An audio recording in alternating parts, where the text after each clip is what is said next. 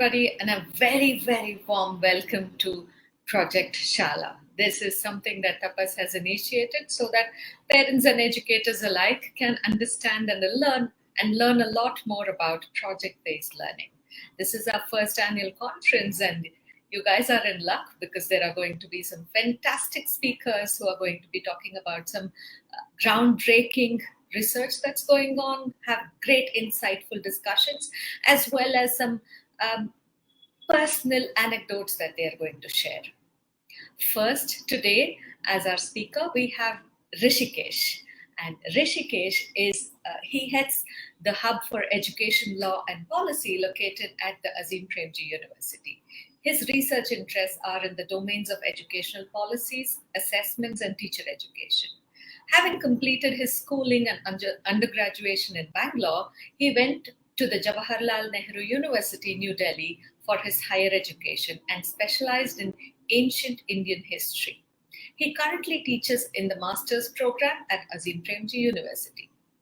The course he offers for students in the MA education program are related to history of education and educational assessments.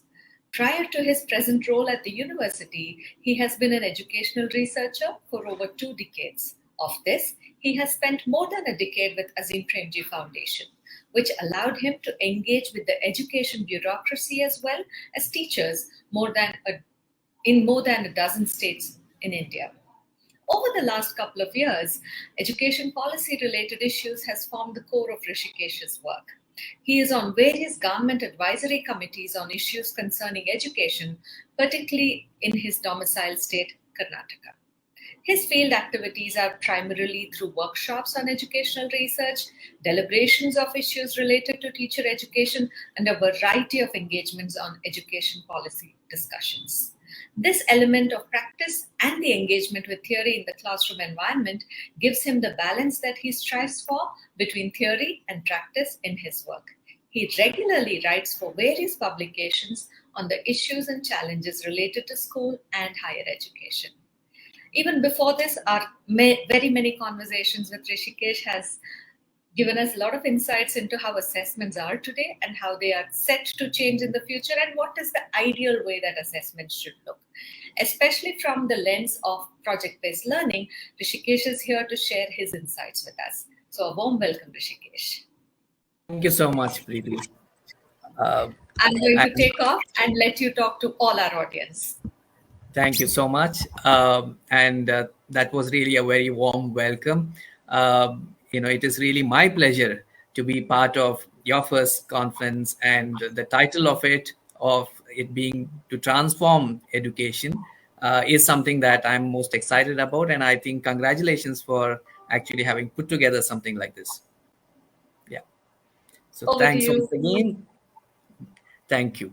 So good evening, all of you. And my only, let's say, not so happy moment of this is that I'm doing this over a webinar. I would have loved this to be in person. Hopefully, the next time that Tapas organizes conference, Preeti would be able to do it in person. We would be hopefully through with the pandemic. But, we can't fight everything, and some things are given and we have to live with it.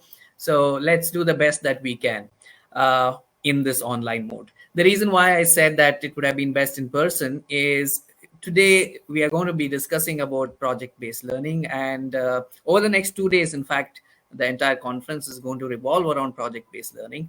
And one of the key elements of PBL is, in fact, the dialogic process that happens when you take up this pedagogic approach.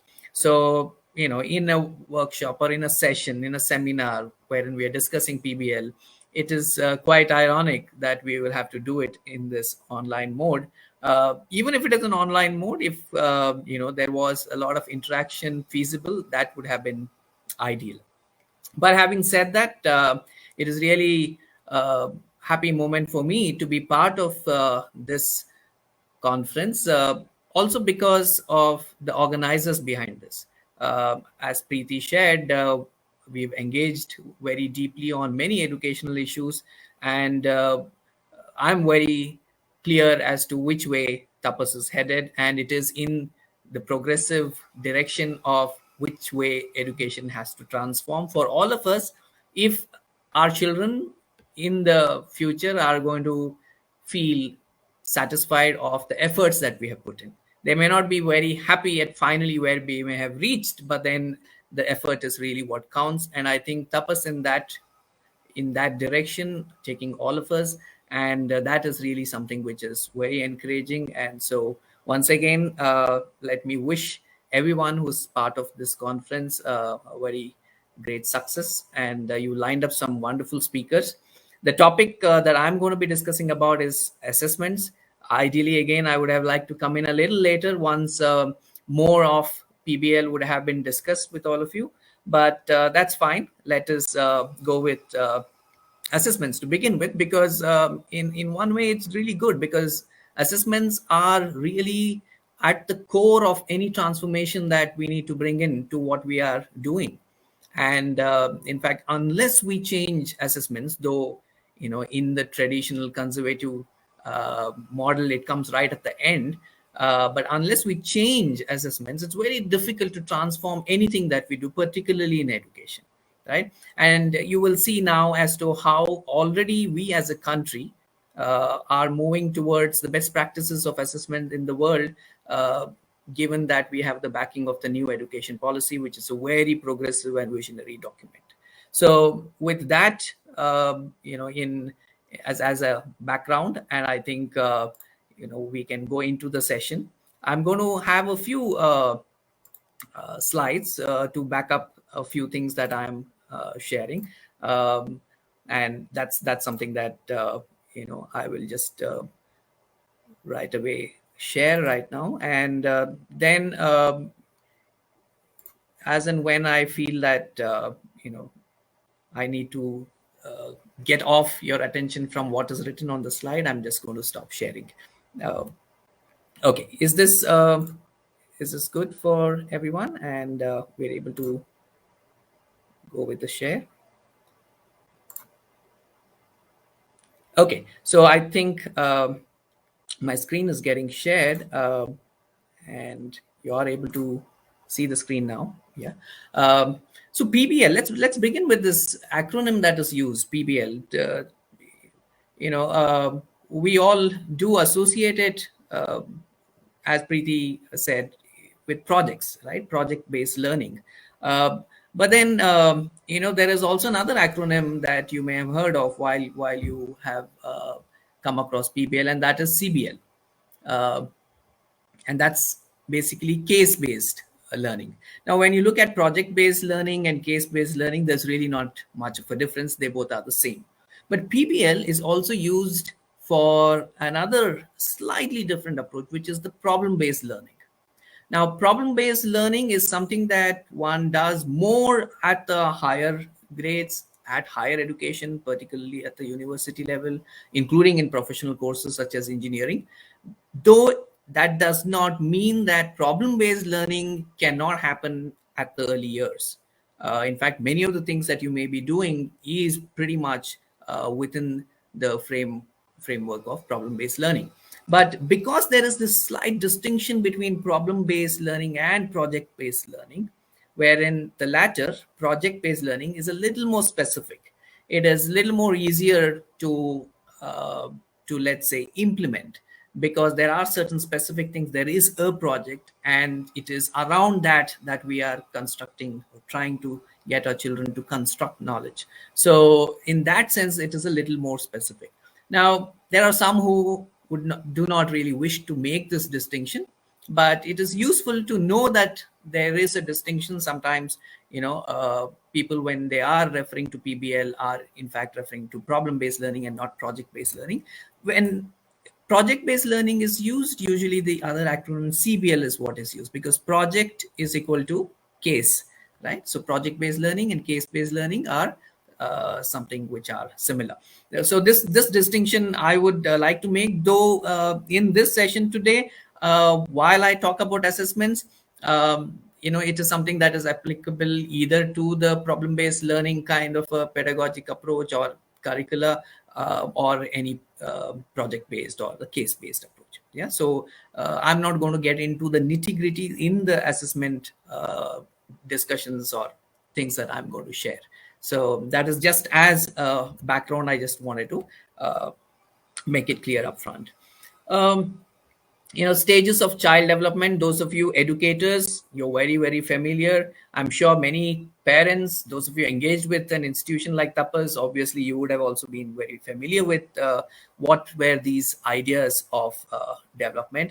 It is basically when you look at stages of child development, you do see as to how over a period of time it has also changed in the way that we understood. But when we are talking of child development, it is within a child's lifetime, the kind of development, be it physical, cognitive, psychosocial, moral, or any other developments that are taking place.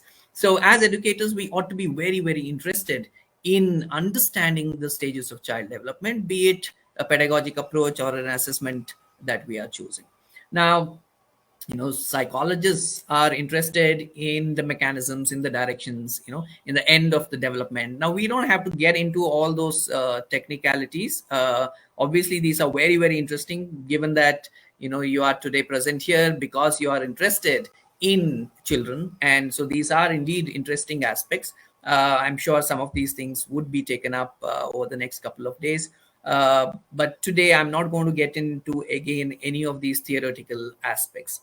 Now, we all would have heard of James Baldwin, who was at Princeton, in the latter part of 19th and early part of the 20th century, who did speak about how children are guided by nature, right?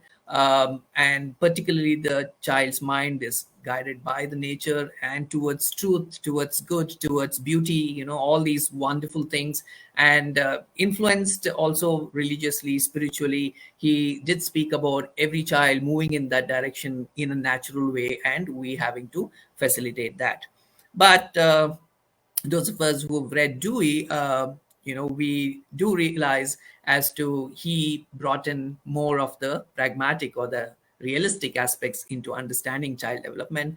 And he spoke about as to how children need not develop in the same way, right? So it was not like the unfolding of the flower, which happens pretty much in the same way, whichever flower we look at, and particularly if it's the same plant and the different flowers. But he spoke about how children can grow in different ways and into different things. So, he spoke of a sturdy oak, a willow that bends with every wind, a thorny cactus, or even a poisonous weed, right?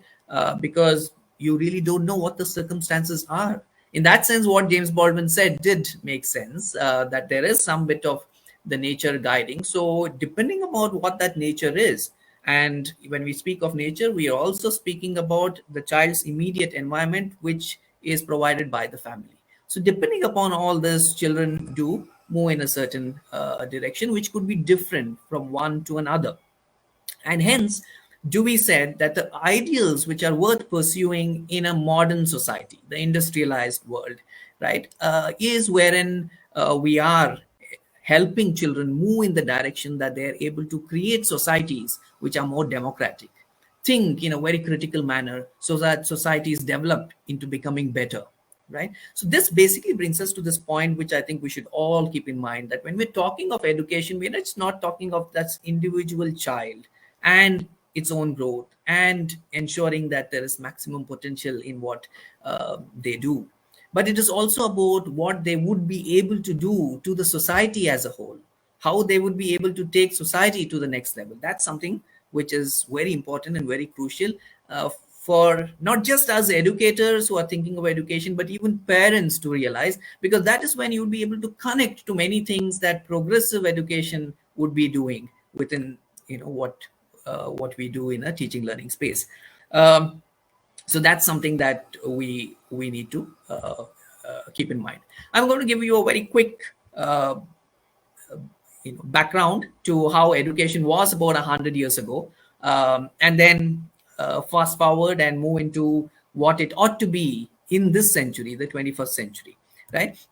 So when you look at 19th century and when you look at who was getting educated, what was the focus on, you do see that the 3 R's is where the focus is, right? But elite groups are also limiting the acquisition of 3 R's, and they don't want everyone to acquire even these 3 R's. But also beyond the 3 R's, they are not very keen at all that all children should be acquiring this, because they are feeling threatened, given that education is bringing with it power to do many things, right? So other than reading, writing, and arithmetic, which is what is considered as a 3 R's, they didn't really want to give anything more, and that was pretty much what was seen across the world. And mass education, particularly of the kind that we see in the schools that we send our children to, you do see that there is a lot of self control and a lot of to do activities, as said. And this is something that happened when mass schooling came about. So what we are currently seeing in the mainstream, right, which is what organizations, institutions like Tapas and many other progressive schools are trying to undo, is this complete mechanized education. Now, this comes because of a particular history. In the 19th century, there was a requirement for the self control. There was the social peace that was required because a lot of people were coming into urban centers, and they were coming in thousands, in lakhs, and suddenly you had these large metropolis cities coming up, and you needed some kind of an order. And where best to start than at the school? So you started mass schools and you ensured that this was what needs to be in place. And that's the reason personal ambitions were not given the space at all. And religious institutions came in and said, well, I mean, here your place is already decided, and it's only later on in the heaven that you will get the best if you have done your part here without questioning too much. So not to question anything is something that again comes from the way education was established in history, right? And it is so unfortunate that we continue to do that in the mainstream education of getting our children as soon as they enter school to put their finger on the lip, which is completely unnatural, right? So it is in this sense that education happened. And also because the control of elite groups, we had very few children even reaching high school and then higher education. Even just about 100 years ago, in 1920, in the US, you had only about a third of children between 14 to 17 studying in high school, right? And if you look at today, our numbers, we just have about 50% who reach 12 standard.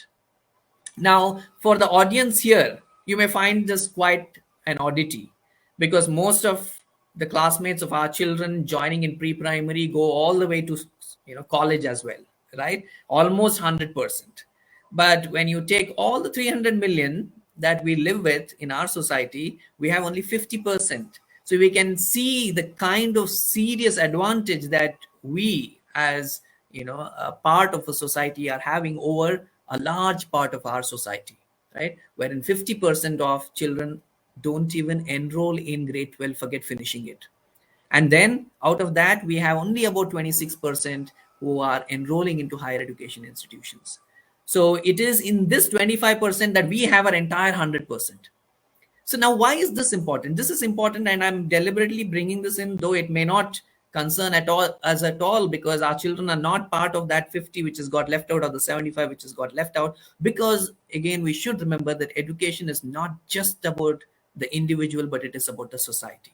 If we are not taking the society along, then we are not doing justice to our own children, who are going to later on come into this society and work in the society and help the society move forward. So it is very important for us to understand what's happening in the overall uh, society, and not just our own community, our own uh, little societies that we have within the larger society.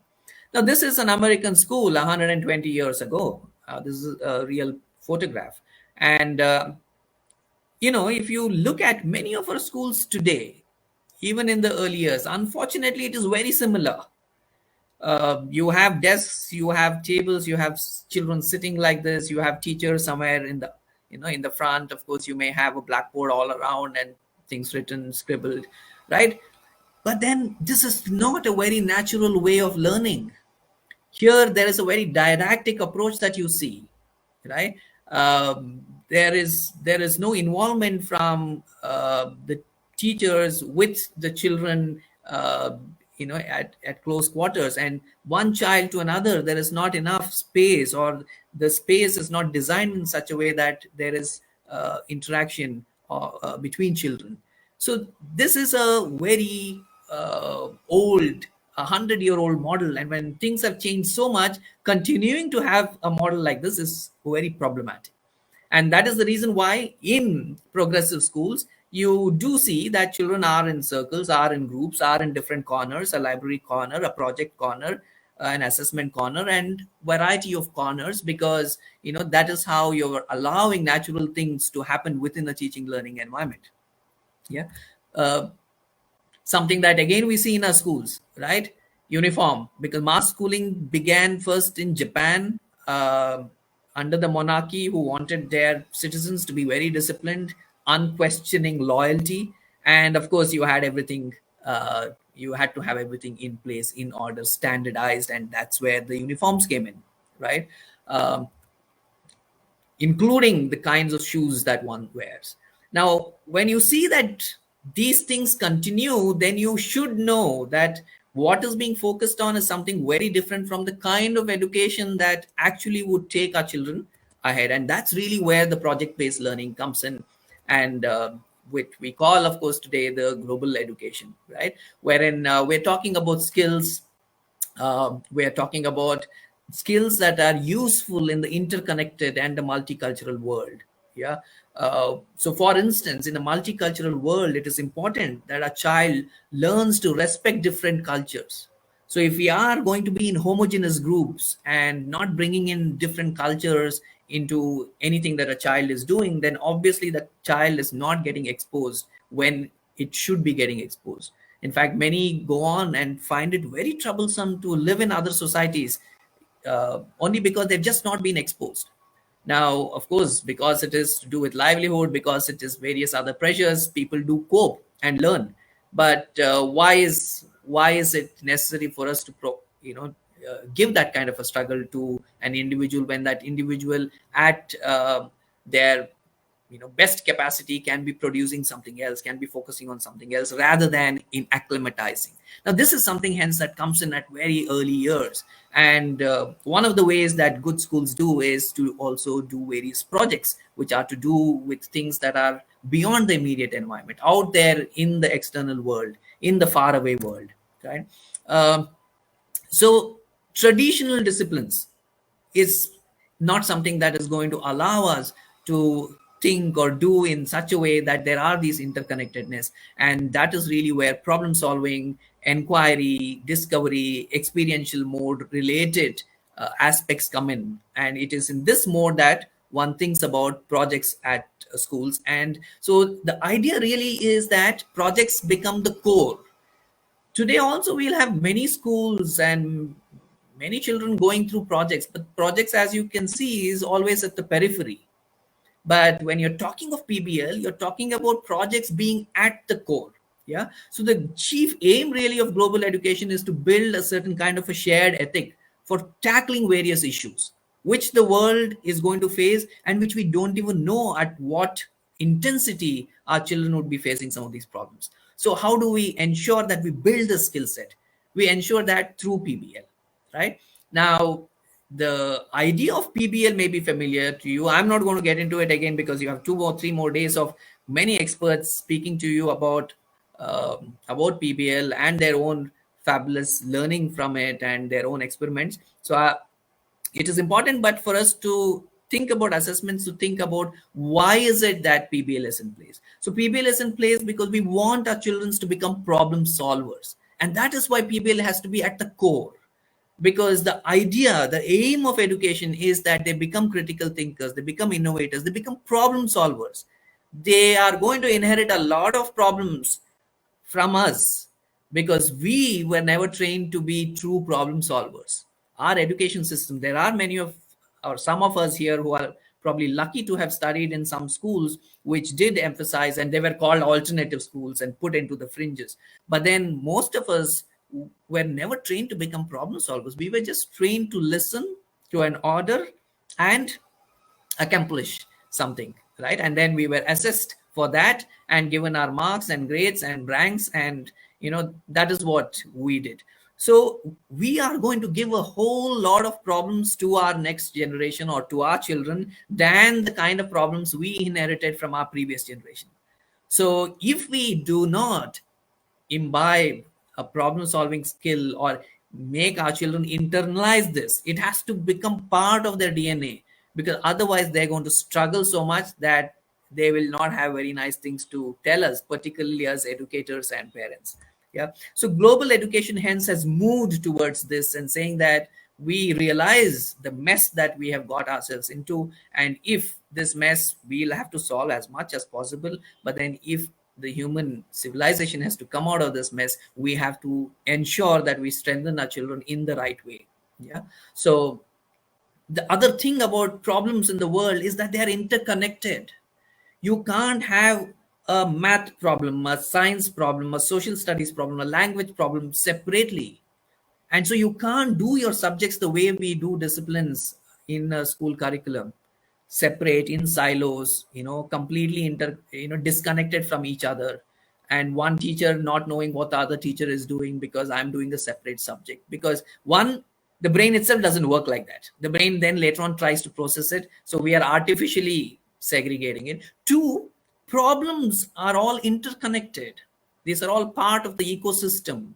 So you have the ecological, cultural, economic, political, and technological aspects that need to come together to problem solve, right? And that's the reason why when we talk about PBL, we are also talking about multidisciplinarity. Now, these are terms that you would have heard in the new education policy, right, as well. And why are we talking about multidisciplinarity even at the early years and not just at the high school or at the higher education, is because it has to get internalized in our children so that we ensure that the brain continues to operate in that natural way of becoming problem solvers and not the artificial way in which most of us unfortunately have been trained in. So this really is what global education is. You know Along with various aspects, another very important thing that is, it's very unfortunate, but then you all would agree with me, completely missing from our school environment is empathy, right? What is empathy? Trying to see things from another person's point of view. Completely missing, again, because of our penchant for individualistic accomplishments, right?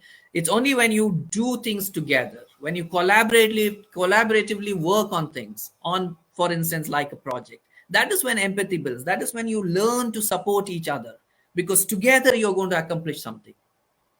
And so when it is this togetherness that you're going to look at, your assessment will have to get completely redefined. We cannot be having ranking order here of students, right, of one being the first rank and the other being second rank, because there are zero 0.5 different, 0.5 marks different. So this paradigm shift has to really happen, and this is basically a mind shift, right? And it is only then that we would be able to actually design true assessments, what we call authentic assessments, in an era of PBL. And make no mistake, we are moving into that era of project based, problem based learning, because that is really the only kind of education that is going to help our children. So when we think about assessment, hence we need to think about all this. So that is where we need to kind of think out of the box. Forget getting our children to think out of the box. We need to think out of the box. Now, how do we create an assessment wherein there are 4 kids, 5 kids who have come together and who are doing a project? Now, how are we going to assess them, right? We have to, of course, it's useful to have rubrics, and rubrics are things wherein we decide beforehand what are the things that we're going to be looking at, right? We obviously in a project probably will be looking at how collaborative children are, what are the new ideas that they're bringing in, but at the same time it is not to rank one child over another, but it is really to look at what is it that children are bringing onto the table, just the way we are assessed while we are adults working in our workspaces, right? What is it that we bring to the table, and how is it that we take everyone along with that idea, agreeing to others' idea, trying to talk about our idea and encourage people to understand it, not give up easily, be resilient. So these are the things that comes into a PBL assessment design. I'm going to quickly run through this. This is just to share with you that it's not completely new. When we talk about PBL, it's not completely new that there's something, suddenly we realize. Educationists have always realized that things have to change from the way that we are doing. So, in fact, if you look at our country, 1948, we had the Radhakrishnan Commission, and it was primarily for higher education. But the way that they spoke about as to what were the changes that were required in higher education, one of the things that they did speak about is as to how the standardized assessment has to go out of the window. In fact, 50 years before, when Lord Curzon came in as the Viceroy of India and he looked at what was happening in our higher education, he did write about what a mess we had got ourselves into with these standardized assessments, which have to be really thrown out of the window. And we continue today to fret over grade 10 and grade 12 exams, right? Now, so this change can happen only not when educators or policymakers are bringing in some changes, but also society as a whole understand what is it that our children truly need. Because society as a whole together can bring about this change, only educators cannot, right? It will be very incremental. We will have our islands of excellence, we will have our ivory towers, but finally our children are going to live in the larger society, and when the whole society has not moved on, then it's not going to be very useful. Similarly, a few years later, we had Mudaliar Commission, which was looking at schooling, and they also spoke about how examinations have to be internal. Though they did not bring in the kind of aspects that we today speak of as part of authentic assessment, but they did see that there is a problem in this external assessments in a standardized board exams, and said that exams have to move internal, because why are these assessments done? What are the reasons for these exams, right? This is to ensure where the gaps are, and those gaps are identified, and children are allowed to fill those gaps, right? To, if possible, or try and see whether that's not really the area that they have to focus on. There's something else that they could do better, and then come back there. So these are the kinds of decisions that need to get taken, and that's the reason why assessments are best done internally. We call them teacher-led assessments, right? That's the best, because the teacher knows exactly what's to be done. And people immediately talk about, oh, how authentic is it, right? How reliable is it? Well, it is very authentic, and because it is authentic, it is very reliable as well. A teacher may give some extra mark for a child because the teacher knows the kind of barriers that that child has overcome compared to another child. That's fine, because that's the teacher's way of ensuring that each child is, as in Dewey's words, right, very different, and the teacher is allowing each child to create those paths. And that's the reason why autonomy for teachers is very crucial when we're also talking about assessments, particularly again in project-based assessment. We all have heard of the Kotari Commission, right? More than 30 years ago, spoke a lot of wonderful things about how our education needs to do this paradigm shift, which unfortunately we did not completely do.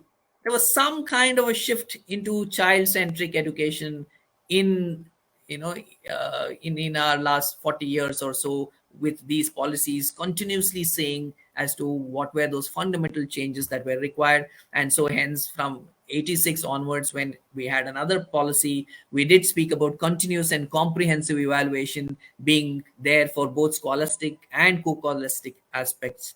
That is basically allowing the teachers to continuously do assessments within the classroom environment, right? So 86 policy also talks about it. And we all know CCE finally came in the 2000s, right? It was happening here and there, but finally in the 2000, NCF comes in and we say continuous and comprehensive evaluation is the way assessments have to be done.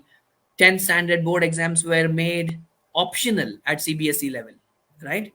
But still, parents wanted the children to go through those board exams, though educationists and even the system realized that it was of no use. Parents did push them through that, and nobody took the optional, and we fell back into the standardized board exams, and CCE was thrown out of the window. Now, if we are not thinking on those lines, you cannot assess something like PBL. And if you're not assessing something like PBL, then that means basically we are not putting PBL at the core of our education. And if we are not doing that, we are not giving a future to our children. We are putting them in a very, very dangerous place. And that is something that we need to understand. We need to remember. 93, Learning Without Burden, Professor Eshpal Committee's fabulous, report is something that all of us should read. And they spoke about how even the questions that are asked, even in these board exams, have to be changed in a way that they're not unnecessarily stressing the child out, but then they bring out as to what is it that the child has learned in 10 years in school, 12 years in school, 15 years in school. If a child has gone for 3 years of early years, by 12th it would have gone through 15 years of schooling. What is it that the child has learned from these 15 years, right? Which it can then work upon further in higher education and then help the society move progressively. So that is really where we need to be thinking about when we talk about assessments. And this is what NEP talks about. So NEP is talking hence about formative assessments to improve teaching learning processes. It does say you can have standardized assessments, and finally for certification you need some kind of a standardization. But then formative assessment is what is going to drive our teaching learning process, and it is this kind of a formative assessment that needs to be at the core of our assessment model. Because when we have PBL as the core, then it has to be formative assessments, which are at a which are done on a continuous basis, and it is led by the teacher. And teachers can do formative assessment at any point of time. In fact, assessments can continue to happen as teaching is happening, right? So this kind of a shift into formative assessment is something that is going to get emphasized once again. The National Curricular Framework in 2005, 15 years ago, emphasized a lot on these formative assessments. Again, the National Curricular Framework 2021, which is going to come out either now, of course, it's going to come out in 2022, is definitely going to emphasize on formative assessment, because that is the way forward. Yeah, I have no doubt that the National Curricular Framework would emphasize this, which would mean also looking at things like open book exams, right? We've only heard of this, and only when our children go out to study in Ivy League or study elsewhere, in some of the best universities, either in our own country or outside, that they get to hear about open books and practice open book exams. Because we think opening the book while exam is cheating, right? That's because we don't even know how to design an assessment if we give an open book to a child. Now, true authentic assessment is basically done that way. Those who do not understand open book exams, in fact, consider that as useless assessment, saying that how can you give questions when a book is open? Now, the problem is the kind of questions that we are drafting. We'll have to draft such kinds of questions that children use the books that they have used, their textbook, as reference material and respond to those questions. But the problem is the kind of questions we ask are all those recall questions where the answers are embedded in those books. So you don't want the books to be open, right? So it's a very regressive idea. And in terms of saying that every exam should be closed books, and the kind of environment should be completely filled with stress, and almost seems like you're inside a jail writing something after 10 years of your schooling. So it's something that was designed 100, 200 years ago for a particular purpose that the society had then, and it has no place at all today. So having said that, now how do teachers go about it? Teachers, there are some of you who are teachers who are already doing all this, but then this has to spread. We have to share. So there have to be portals. We have to have a lot of seminars, a lot of peer discussions wherein we share the different ways in which we assess our children. And those assessments have to become part of our mainstream assessment language, assessment models, right? It could be quizzes, it could be portfolios that we do to assess or track children, it could be various things that we get our children to do, even create lesson plans for a chapter that we are yet to do. So a number of ideas, I'm sure in the next couple of days that you're going to be discussing on PBL, there are a whole lot of ideas that are going to come from the fabulous educators and even parents who, I'm sure, having engaged with Tapas and other progressive institutions, you have your own ideas. And it is about those ideas. So, in fact, when we talk about 21st century skills, we're not talking about anything new. It's those wonderful ideas that sit in our mind and we are unable to implement it because the mainstream education language is something very different. In fact, unfortunately, very regressive. That has to change, right? It has to shift to becoming progressive. And that is why I told Preeti that, having organized a workshop like this with project based learning as a center of it, and that is truly something that is going to transform education, which ought to transform education. Now, when you look at what 21st century skills are, and this is a OECD uh, definition, they talk about the blend of knowledge, skills, expertise, all that which is significant in our daily life, in our professional life, right? So all that is coming in, and that is the 21st century skills. Now, what do these skills involve? They involve thinking skills, very complex cognitive skills or processes, right? There are hence problem solving aspects here, collaboration, communication. Now, when you actually look at it, it's not very unique to 21st century. Every century in the past have had these skill sets which has taken the human civilization to the next level. The more of these skills that have come about, and that is the time when the human civilization has jumped to the next level, right? So when we call these skills 21st century skills, we should also remember these are the skill sets that has allowed the progression of human beings. But today, these 21st century skills are not only skills that is going to take us to the next level, but these are the skills that are going to help us survive on this planet. These are the skills which are survival skills for our children, and so they have become essential skills. They're core skills. In the previous centuries, these were the skills which took us forward. So we should remember that, and hence these 21st century skills have become the core and at the heart of everything that we do. And when you look at these things and when you think about a project based environment, teaching learning environment, you will see as to how so many of these things hence can be brought into this environment. I began speaking by saying that we should also think about the society. So there are certain goals and competencies that our children acquire as individuals, and then there are certain goals and competencies that our children acquire for the success of the society. Both these have to be given equal emphasis. Our education system, the mainstream again, does not do it fairly. It emphasizes a lot more on the individual competencies, and as long as you are successful, you are fine, is the bottom line. But that is not going to hold true as our children come into the society.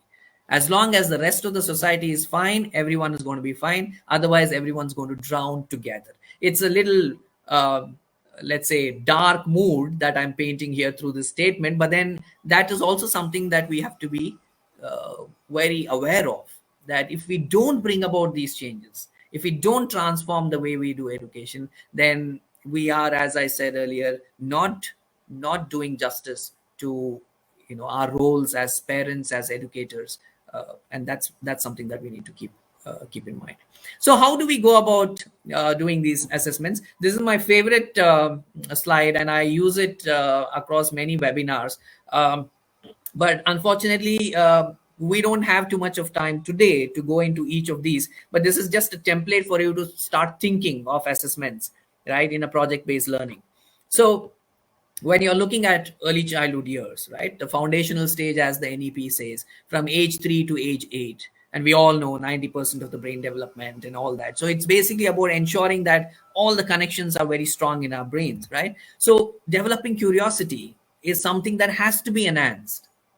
So what kind of a project can we give to develop curiosity, right? It could be anything, many things that we do could come under this. Now, how do you assess it? Now, this is where you bring in a rubric. Now, if you have the learning objective as developing curiosity, then in your assessment rubric, you are bringing in an element to see as to whether a child has become more curious, or whether that group of children who are doing that project were curious.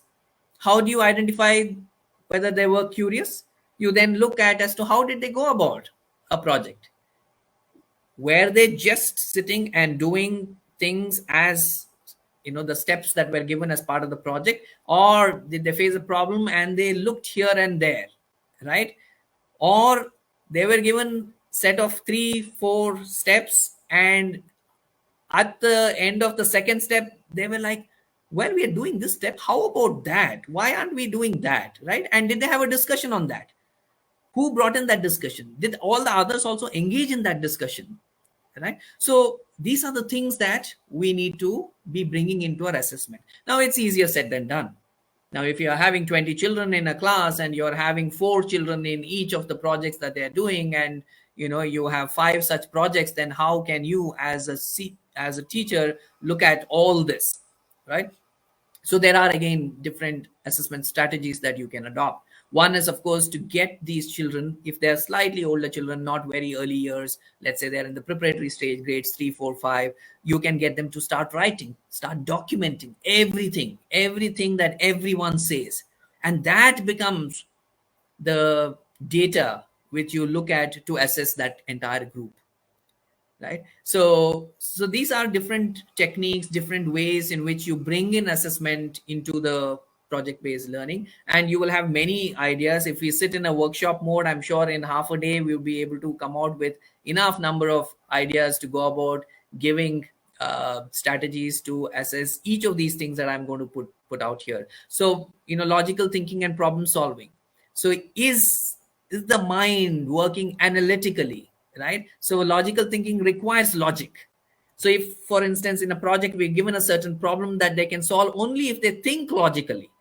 So that is the reason why designing the project is very important. And while we're designing, we're also thinking about what is the objective, what is the learning objective.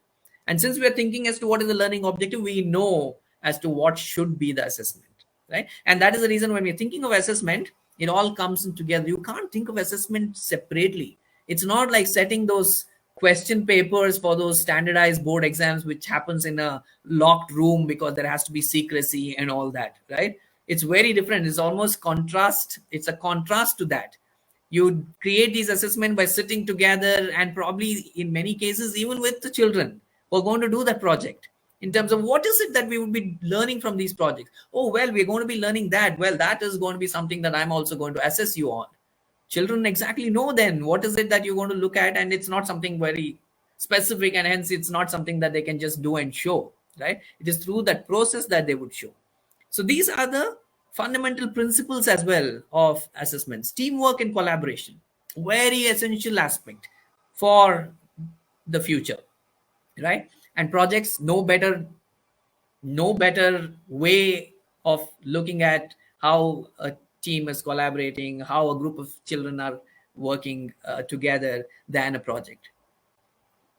Play-based, discovery-based learning, right? Something that we continuously see in our classrooms, something that mainstream schools, particularly those that follow conservative approaches, hold back children from, right? Moment they're looking out of the window saying that, hey, look here, I'm telling you something, right? Moment they start talking to someone saying that, keep quiet, don't disturb the class. So, but then when you just do the opposite, when you allow that, when you know as to what is it that children have moved on to in terms of discovering, and then you know as to what is it that the child is most interested in, and that becomes part of that portfolio. So portfolio assessments also come into various project based assessments. I'm not going to go into each of these. Similarly, be it arts, crafts, be it relationship with nature. Now relationship with nature, right?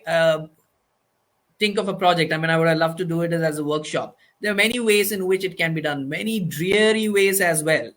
Saying that, oh, okay, we're going to take a walk in the garden. I've taught you these many different kinds of plants. You will have to tell me as to which are the plants that you saw. Okay, a little bit of fun, but then is there a better way of doing it? I'm sure you will have 100 different more exciting ways of doing it. But then what is it that we need to bring out in these aspects related to environmental science as a discipline? It is this affinity to nature, right? It is this relationship that we as part of this nature have with the larger ecosystem. So how do we look at this relationship? One project, a very simple project, is for each child to be given a seed and figure out as to how is that seed going to come out into a plant. Now Many different things can happen. Again, go back to Dewey. Not every seed will grow into a plant. If we use our conservative, regressive, traditional idea of assessment, we'll give full marks to the child whose plant has grown and flowered, and 0 marks or fail the child whose seed has not sprouted. Now, that is the mind shift that we have to bring about. Even the child whose seed has not sprouted is someone who's bringing in something very important onto the table.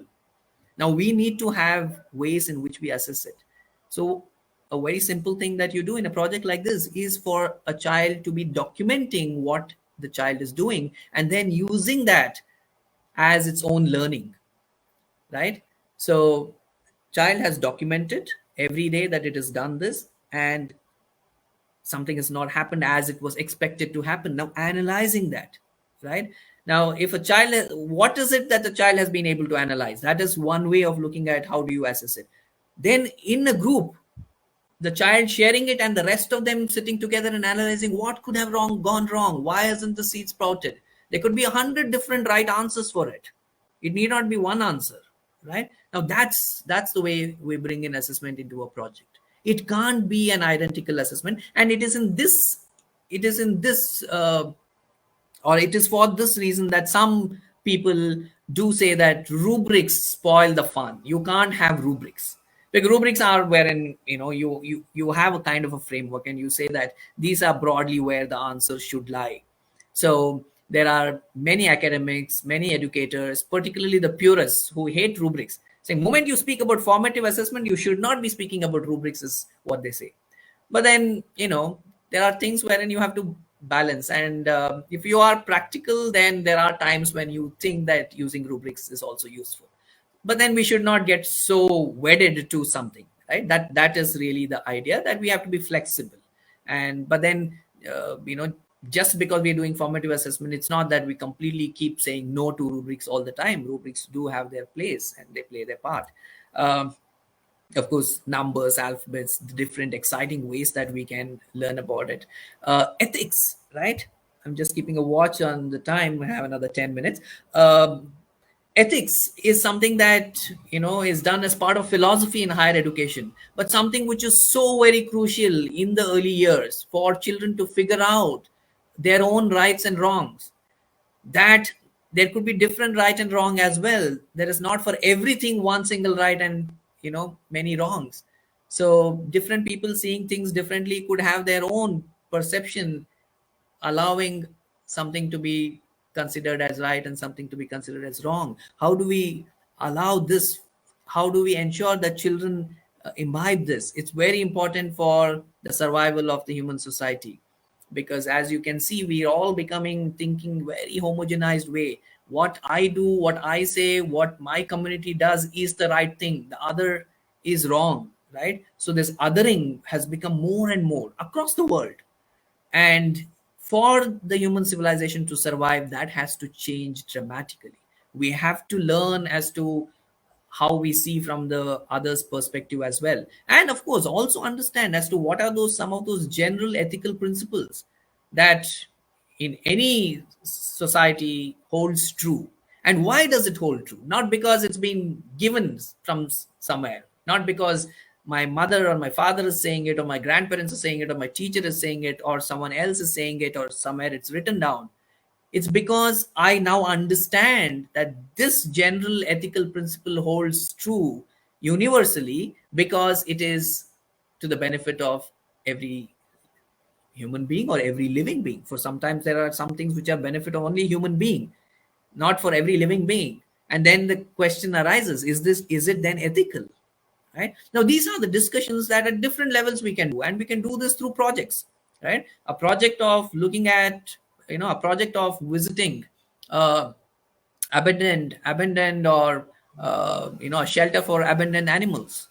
Now you can bring in the whole aspect of ethics in there as part of that project of visiting a shelter for abandoned animals, and have ethics discussed and have an assessment designed around it. Yeah. uh, so various other things, as I said, each one of these You can think of many projects for this, and this is a good way to go about it. And then keeping this larger framework in mind, think as to how is it that we're going to assess these things, right? So this is something that I've straight away taken from the New South Wales education website. um, Most of the OECD countries do a lot because they have decided that this is the way forward, right? So if project based learning, problem based learning is the way we're going to do education, then how are we going to do these assessments? It is important that we identify when are these assessments happening, right? Is it as part of the teaching learning process, or is it something that we're going to do after a certain project is completed? Is it something that we're going to begin even before the project starts? So this is the idea that we as educators need to have.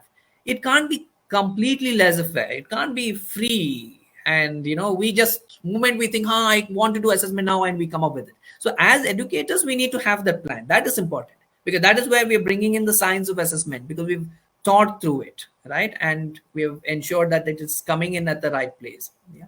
And what is it that we want to look at when we're looking at a project based learning, right? Is it collaboration? Is it problem solving? Is it critical thinking, right?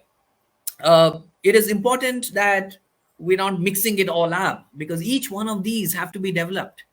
Each one of these is critical. So how do we identify which activity is lending to which of these? Is something that we need to plan for, because in a project at different point of times, children or the group will require different kinds of things, right? And at some points of time there is critical thinking that is being applied. Another point of time there is something else that is being applied, something probably just a recall knowledge that is being applied, right? So this is what we need to keep in mind.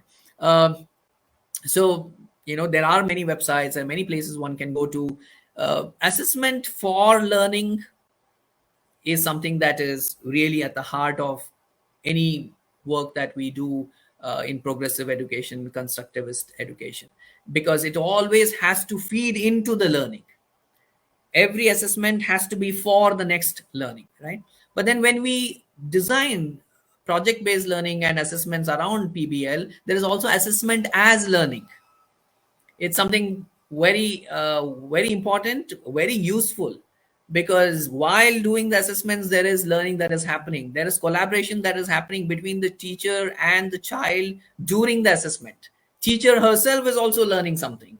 So this is considered amongst the most authentic forms of assessment. So though assessment for learning is something that is there pretty much in most progressive systems, assessment as learning is also as important and is becoming more and more important. Assessment of learning, which is what we do in our board exams. What have you learned? Try and assess that, right? Of what has been learned has its role. It's not that we throw it completely, because, for instance, prior knowledge is important for us to base something upon, right? So all kinds of assessments are important, but we should remember that everything is around assessment for learning. Assessment as learning is gaining important and is very, very crucial as part of any of the PBL that we do. But at the same time, there are some aspects of what has been learned which requires to be assessed. So assessment of learning is also there and not completely thrown away. As part of any kind of PBL assessment, self assessments, peer assessments, these are all various things that are are integral, right? So one has to learn how to assess oneself. It is, as I said, assessment as learning as well. So one has to learn while assessing oneself. It is a very important component. Very little of that we do in our education. Similarly, peer learning, peer assessments. What did you think? Why do you think that was a good idea? Why do you think that was a bad idea? Not just that the child is being able to say that's good or bad, but is the child also being able to communicate that in a manner that it is objective, in a manner that the other child is also taking it in the right spirit, right? These are again skill sets that we are building through the project and through the assessments. So there are these many technical aspects that come into it. There are many strategies. There is a success criteria that you use, rubrics I spoke of, gallery walks, tuning protocols. There are many of these strategies as well that are used. Each of these have their own uses, they have their own benefits, and that is really how one looks at uh, assessments in in PBL. Um, that's all in that sense I had time for, in terms of being able to share with you. Right, as you can see that there are many things that together collaboratively we can do. Right, this is not something that we just go read up and do. And so yeah, I'll stop here. I have completely taken 1 hour, and I thought half an hour of PPT, and then I will talk. But anyway, since I'm not seeing any of you except Preeti, I guess it didn't really make much of a difference for me. But yeah, I'll stop here. Thank you so much. So, Rishikesh, thank you for that. I think we had a great time listening to everything that you mentioned, and especially starting from why education became like this in a particular manner. And then towards the end, when you spoke about the different strategies that teachers can use for assessments, I think these are all very valuable things that we've learned from today. But I think I'd like to start by telling the reason why you were our first speaker. Whenever we've spoken about project based learning or problem based learning, I think the first rebuttal towards it, the first kind of challenge that we have to overcome is this is all great, but how is my child going to do in exams? So, that is the biggest obstacle for implementing of PBL. And I think that also reigns really high in a parent's mind that, how is that going to help my child? How do I know how he is going to be? So, these were some questions which were coming up really strongly. And so we said, hey, let's start with assessments and how they can really be changed to make PBL more accessible for everybody. So there you go. So that's exactly what you've been able to address by saying that teachers can adopt certain practices which can be implemented in the classroom to ensure that. And I love what you said in the end, that assessments not of learning, just of learning, but assessments for learning as well. So, can we use a few minutes of your time for you to explain, maybe to the parents segment, as to how assessments can be for learning and not of learning? Just that differentiation, if you can make it more clear. Sure, sure. Um, See, what we usually do when we create assessments at any level is that we have a blueprint, and we ensure that in the blueprint there are different kinds of things that are taken into account. One is as to how much of recall the child is being able to make of a content that it has learned, how much of that the child is being able to apply to a certain given situation, how much of it child has been able to synthesize to be able to take it forward to the next level, build it into a skill. So there is this blueprint that all assessors or all question paper developers, let's say, use. Now, what we see when you look at 10 standard CBSE board exam or any state board exam question paper, you see that a large part of it is recall based questions, wherein if you have rote learned what is there in the textbook or what the teacher has given, you would be able to answer it. You don't have to apply anything else of your mind. Yes, there is a cognitive process because you're recalling which you have memorized. Right, now this is assessment of learning, wherein there is the knowledge that was imparted. In that sense, I'm going to use the word imparted because that was done, right, in most cases. And you're now going to retrieve it from your memory, and you're going to showcase it saying that I have learned this. It could be a very useful one as well, saying that I have learned the periodic tables, right? uh, because I have memorized it and hence I have learned it. Now, that is assessment of learning. Now, you have to move to the next level with that. Where is it that you're going to use your periodic table knowledge? For what purpose are you going to use it? Right? Now, it is that space where assessment for learning comes in. And this is where basically teachers play a very crucial role, because assessment for learning happens usually in the classroom. Because at the end of this, the learning objective would be that, yes, memorize the periodic table in whichever way, it could be an innovative way also, but also be able to apply it somewhere. apply it to a real life problem, right? Now that would be the end learning objective. So how would the teacher would have done it? The teacher would have used assessment for learning there by looking at, by giving some, let's say, situations and asking children, or a child, saying that, okay, now where can you use it? Out of these 7 8 things, do you know where it can be used? And let's say all those 7 8 things, is where some knowledge can be used, but then it also depends on what the child is thinking. So how is it that the teacher is doing? The teacher is asking the child to write as to why is it that the option has been chosen and why the others have not been chosen. So it will be a small little essay, right? So with that, what is happening? The teacher knows as to where exactly the child is coming from. So it feeds into further the next steps that the teacher is going to take, and hence the next level that the child is going to go into in terms of learning. It already knows that, then the teacher knows that it needs, she or he needs to get the child to take that learning to the next level, maybe at synthesizing it somewhere else, right? So this is really the way you go about in terms of off learning, for learning. Another example from social studies, because I gave science, is wherein you learn a date, right? Tipu Sultan was killed in this year. Now, I don't know how many of us, though all of us who studied in Karnataka must have mugged up this date to get that 1 mark in the exam, right? But Right. that was off learning, yeah? But then in terms of for learning, why is it that the date is important? Why is, 1799 important?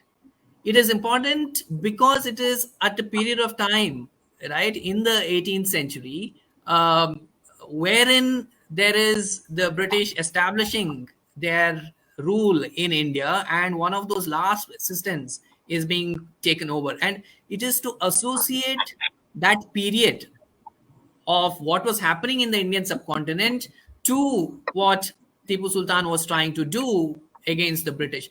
One needs to be able to, the child needs to be able to locate that event around that time, which various other events that are happening at that time, right? So this application is important. And so the teacher, when she or he is doing assessment for learning, would say, for instance, that in the last part of, or the last decade of the 18th century, what were the different events that were happening around the world, right? And so one of it is people being killed in the Third Anglo-Mysore War, right, or the Fourth Anglo-Mysore War. Even I don't recollect very well.